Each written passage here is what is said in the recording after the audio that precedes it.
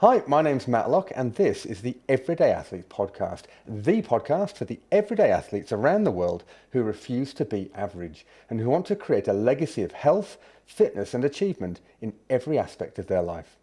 I'm glad you're here, and once again, it's time to forge your future. Max Cathcart, welcome back to the Everyday Athletes Podcast. Enjoyed chatting last time and excited to be chatting this time. Thank you. Very excited. No, last time was really good. I'm excited to see what we cover on this one. Absolutely. Well, and for anyone who's watching this on YouTube, of course, they're going to know very well that there was about 30 seconds between the last one and this one because your background hasn't changed. And Yeah. welcome to. No, done. No, all good. So last time we talked about all things, I guess, nutrition, your history, your background with supplementation, and then how you simplified that. I thought it'd be great this time if we could have a chat about the other side of your working life, where you work with entrepreneurs, business owners, aspiring entrepreneurs who are looking to make lifestyle and life changes, but are conscious that everyone's busy, right? Everyone's busy. You know that better than most. About how there's only so many hours in a day and how to be efficient with those. So actually, we should probably start with the story that you wanted to share. Because we were talking off camera where I said, geez, you do long days. You're a busy guy. And you said, yeah, ain't that the truth? In fact, I've got a story about that. So let's start with that.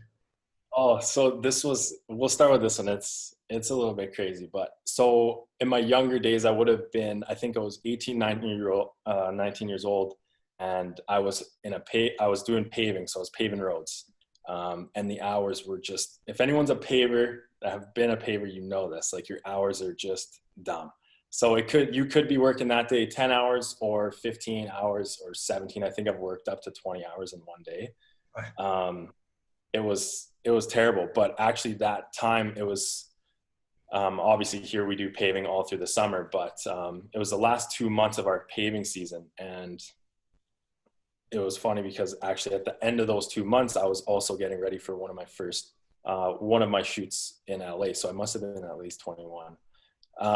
And so obviously the work schedule was insane. It was super long. I didn't know when I was done. I had no idea what the day kind of looked like. So I would actually have to get up at 4. I would have my meals ready and I'd be out the door at 4:30 a.m. And then I would go to the gym from 5 to about 6:37 because I had to do cardio because I was getting ready for shoots. So I had to shed quite a bit. And then I would go work an intensive labor job from 6 to God only knows what time it was. I mean, usually I was home at about 11:30, 12. Wow. And then I would have to do that all over again. But so I had to figure out, okay, how am I going to like make this work and hit my goals? So everything was always laid out, like down to gym clothes. Like I had 3 days in advance of like bags packed where I didn't even have to look, right? Like everything was just ready to go. My meals were made by someone else and delivered to me, put in, like had in my fridge. Like there's no reason I had to mess this up. So I just made it as simple as I could, stick to whatever I was doing and killed it. But I mean, I did that for, I think it was like 3 months, and I'm glad I'm not going to do that again. Just mixing in that much working out and just that much like intensive labor job as well. I mean, it was insane. So it was sure. No, that's you're obviously committed to the cause, no question about it. And when you say you're going for a shoot, what kind of shoot are we talking about? Yeah, so that was fitness model. I flew to LA and that was kind of my introduction.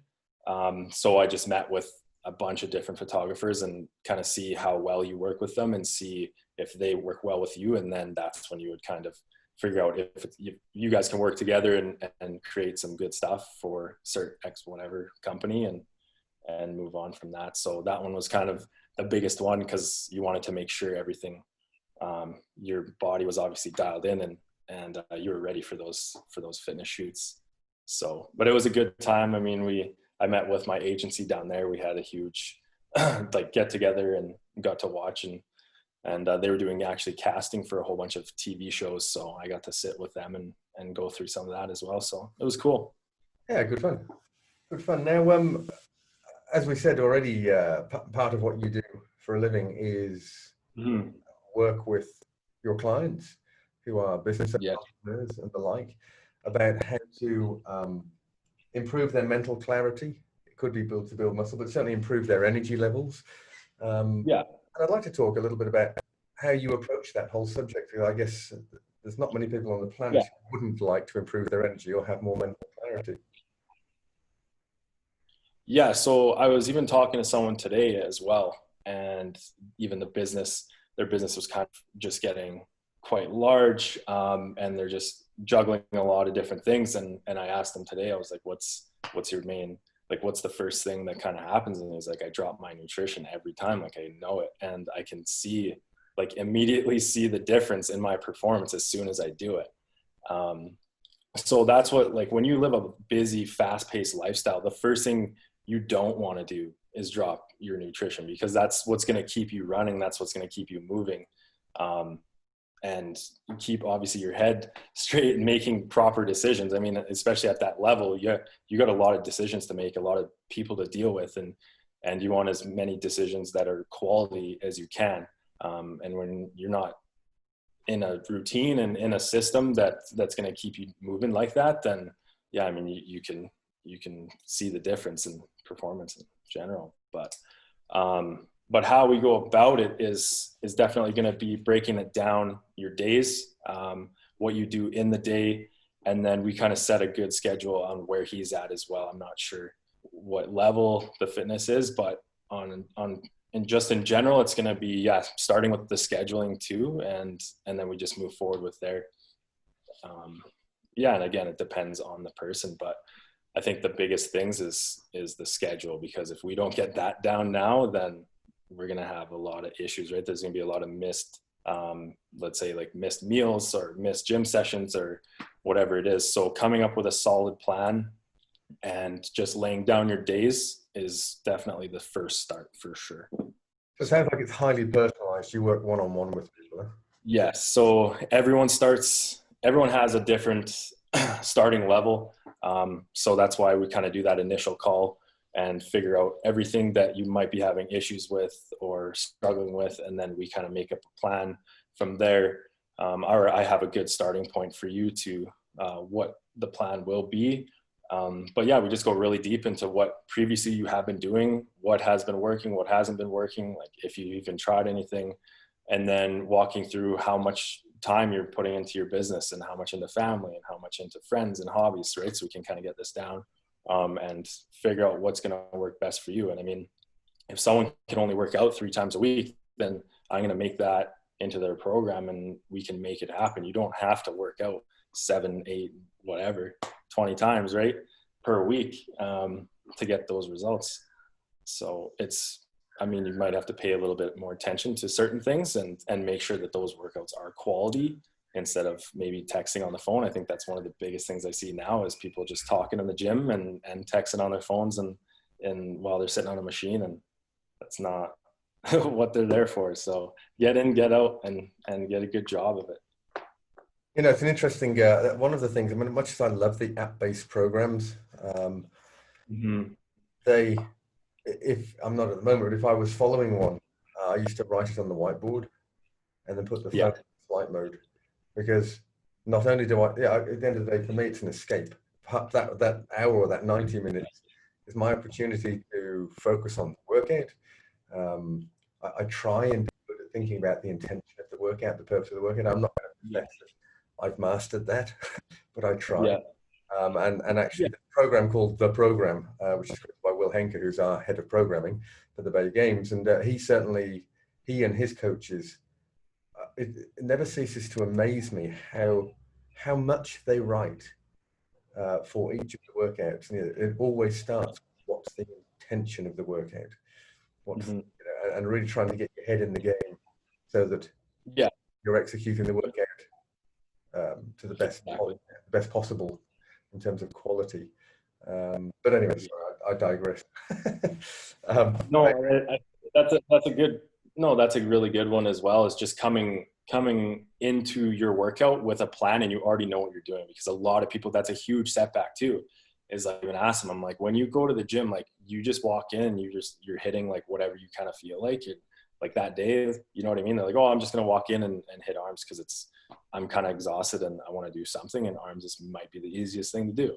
Right. So when you have a scheduled like layout of exactly what you are going to do for that entire week, and not only that, but the workouts you're going to be doing with like reps and sets, you don't have to think about anything. You're in there, you already know what you're doing, and then you can have it on your phone, whatever it is, and you can just get it done. And I've noticed, like, even with me, that was a huge difference for me. It's like, I noticed my workouts went up like crazy.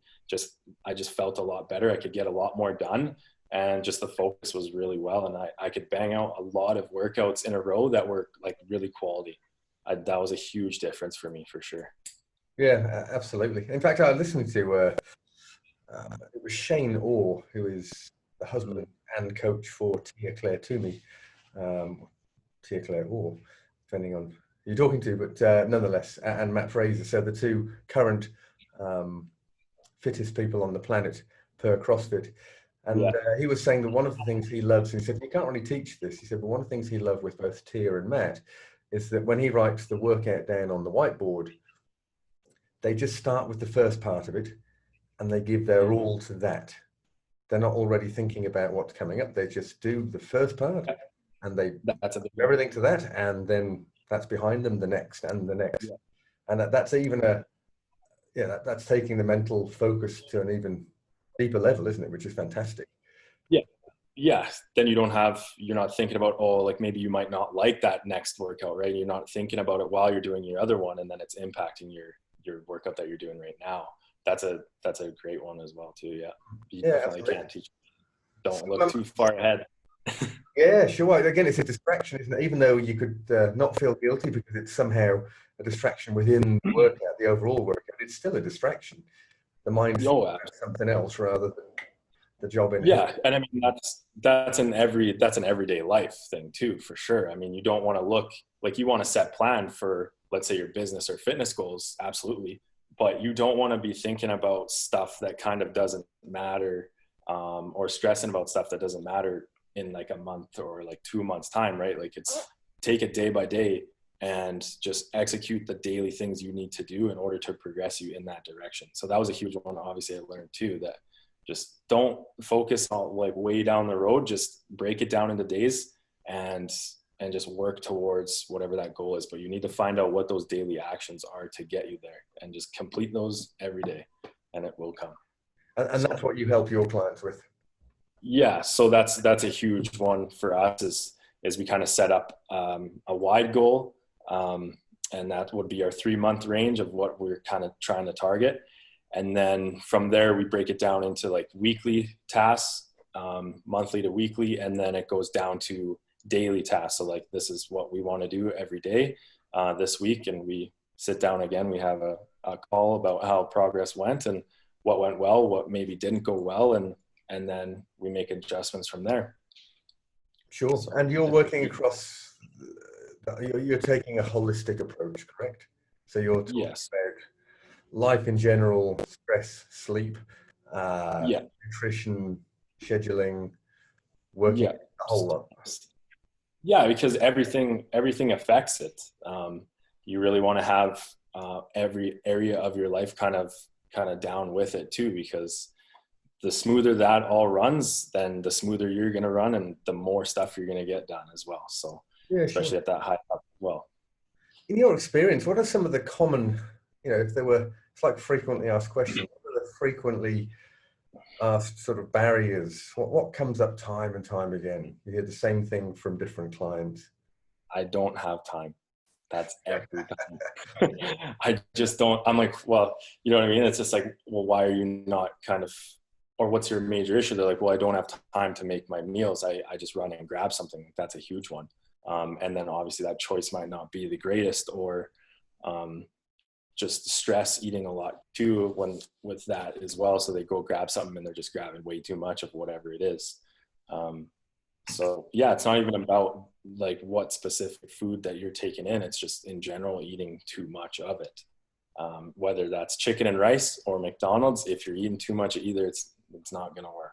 Sure. So, I'm guessing but time, with the chicken and rice. yeah, yeah.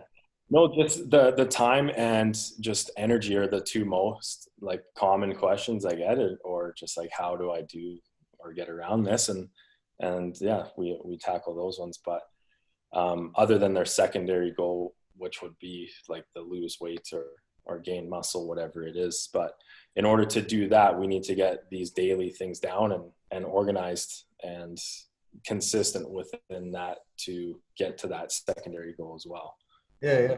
It's kind of a vicious Yeah. circle, isn't it? Because people who are time poor, if you start talking about meal prep, well, I don't have time for meal prep. Well, hang on a minute. It's a really vicious circle. It's catch 22, isn't it? So I guess, again, with the meals and the meal prepping, like you said before, making the meals simple, just sort of standardize Yeah. as much as you can and keeping them simple so that it's achievable. And I guess it's about mini wins, isn't it? Creating mini wins so that we can feel like, yeah, Yeah. little victory there. Yeah. We can build on that. Yeah. So, I mean, even with my clients as well, it's like, it's not going to change overnight. Like you're not going to drop 30 pounds tomorrow or the next week, or probably not the week after that. That's quite a lot. So it's those little daily wins as well. It's just like, we have to watch progress in any form. So it could be like you're visually changing, like these are bigger ones, but the visually, obviously, like the weight goals, but also just looking at your consistency, like how has this task been doing for you, and you've been consistently doing that, then that's a win. Like this, you're doing better than you were before. So that's a win there. And once we consistently keep following through with that, then we're going to get those results. So in that type of win situation, like those little things are huge, and you want to really recognize those, and because that's what keeps you moving and keep you doing those things, right? Because it will carry on. So When you're coaching clients, do you build into their schedule any sort of time for reflection to stop and think about these topics? yeah, so yeah, again, it depends on the person, but that one's a big one. I do that one myself, but we usually incorporate that stuff into nightly routines. That's something that I push quite a bit, because sleep is obviously one that kind of gets set aside. I feel like a lot of people don't recognize or realize how much of an impact that plays on your overall recovery, and obviously like mental clarity. Like we want to be well rested, but I mean, we're not too much. So that's, yeah, I mean, the nightly routine stuff is going to be like your journaling, it's going to be your reading, and then just like self-reflection stuff, or like I like to push like visualization stuff as well. I like to do a lot of that. Being a goaltender my whole life, visualization, I was introduced to that as I think I would have been like 9 or 10 years old, and you kind of just play out how you want the game to go in your head, and sure enough, it does a pretty good job. So you were the goalie. That's a big one. Yeah. Wow. Goaltender short one. So flexible, fast reflexes and flexible. Yeah. Yeah. I would say I was half decently quick yet, but I was definitely the shortest, probably one of the shortest ones for sure. So and, I'm totally off topic there, but the speed of the puck. I mean, what kind of speeds do those little bullets travel? Yeah, once you get into the higher stuff, they're going pretty quick, and there's certain guys, those D-men, that just have an absolute bomb from that blue line, and you can feel it for a couple of days for sure, depending on where it goes. And there's a lot of little spots that aren't covered that hurt pretty bad. So. Oh wow! I just thought, okay, right, yeah, no, I can imagine. So you're protecting those as well as protecting the goal, I'm guessing. Yeah, it was. Yeah, it's tough. It's a tough thing. Absolutely. Conscious of time, Max. Yeah.